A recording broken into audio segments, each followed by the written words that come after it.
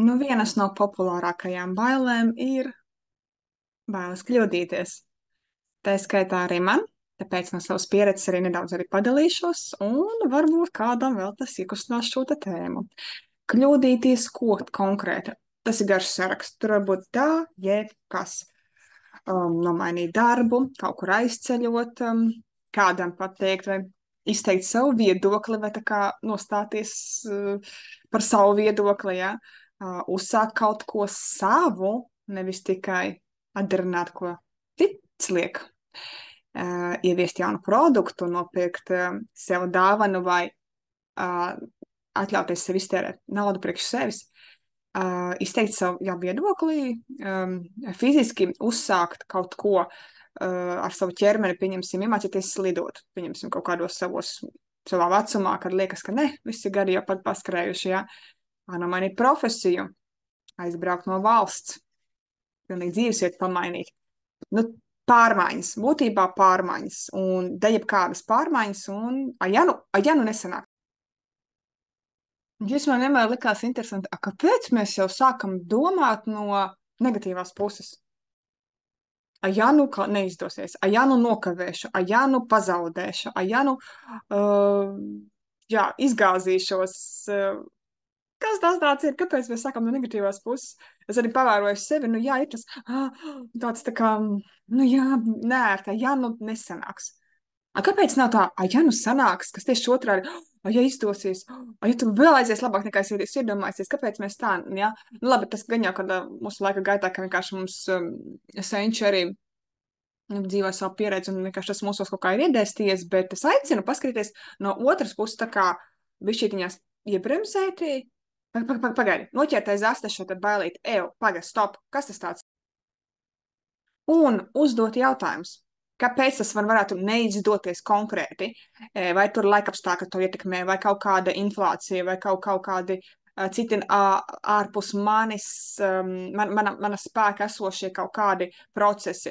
Vai tāpēc, ka man kāds pateica, vai tāpēc, ka tur kaut kāda citiem pieredze, bet man nav tāda pieredze, un veicu analīzi, kas, kur, kā, un arī skatos, kas labs var sanākt, kas ir ļaunākais, kas varētu no tā izdoties sanākt, ja? Nu, kā es arī baidos, kas ir labākais, kas varētu sanākt, lai abas puses, un tad vienas vienā pusē, otrs otrā pusē, un beigās, no kurienes tā doma atnāca? Ja reiz viņa atnāca un sajūta pie manis, tātad, tas ir mans ceļš kaut kāds, man pamēģināt, nu, un kas, ka citam neiznāca, vai kaut kas cits, kāpēc man uzreiz ir jānobremzējās uz citu pieredzi, ja?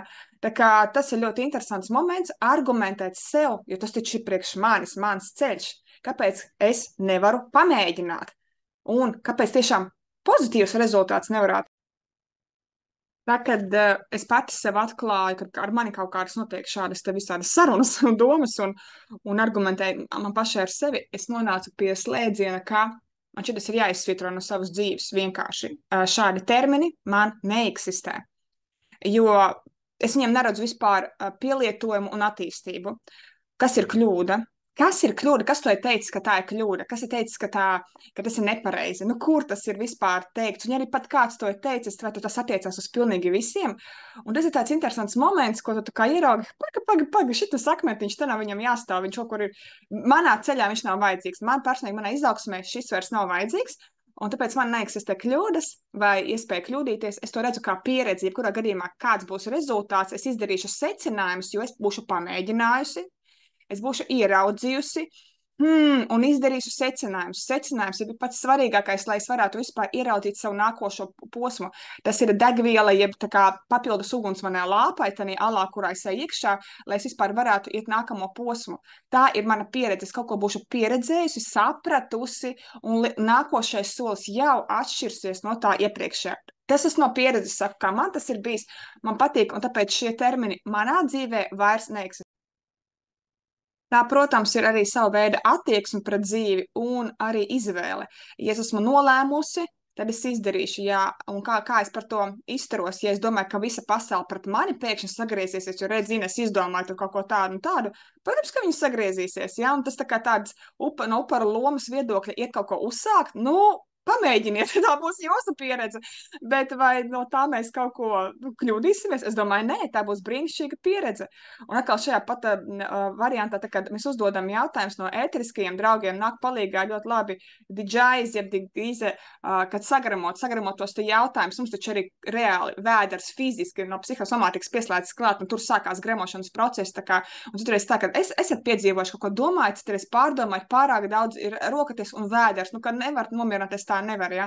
Tā kā šis palīgs var būt arī uz nabas un vienkārši viņu pasmaržo, bet viņš pēc tādām, nu, interesantām redz zālītēm šeit smaržo.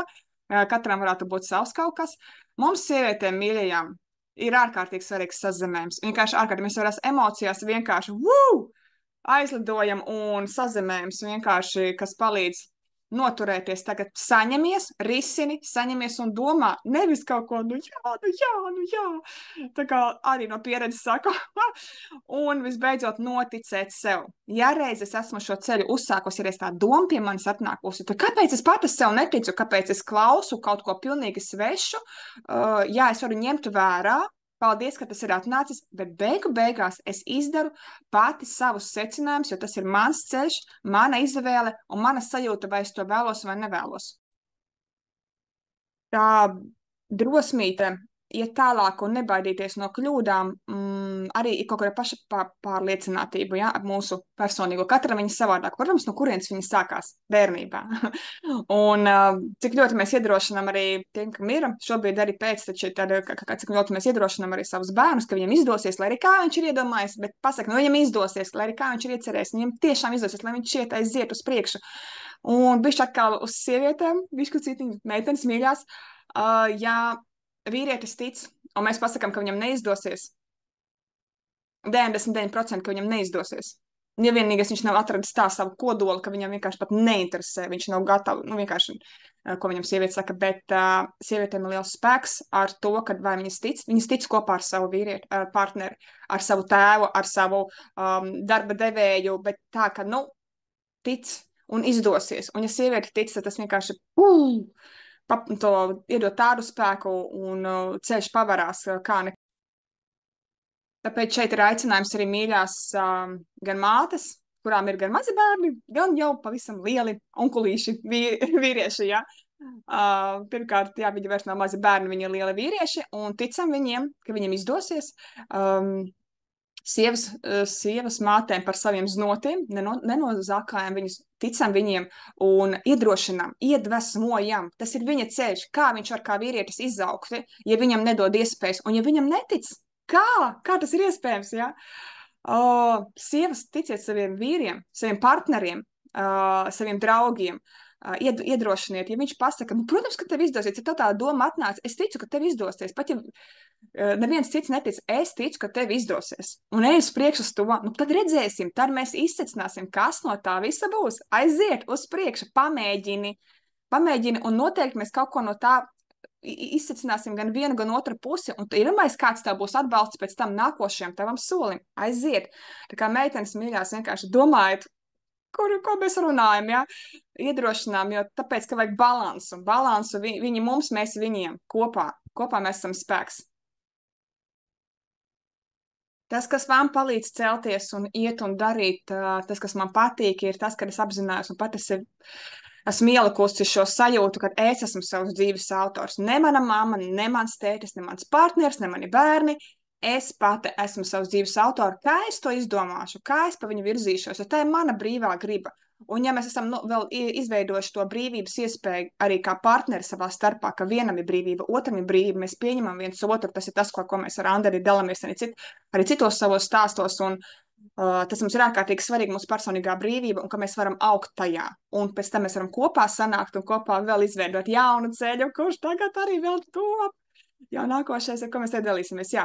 Tāda brīva griba. Es esmu eksperimentētājs, es eju dzīvē, es eksperimentēju, jo nav tāda lieta kā kļūdīties, jo es tikai varu iegūt no katras situācijas, un es zinu labāk, kas man ir vajadzīgs. Neviens cits to nezinās, jā. Ne pat mans partners, ne mani bērni. Es varu ieklausīties no ārpasaules, protams, nebūt pilnīgi egoiste, bet izsecināt tā, kā man to gribās. Un pieņemt to lēmumu un pēc tam būt gandarītai par to, kāds ir bijis mans noietais ceļš un kuras tālāk grasos iet.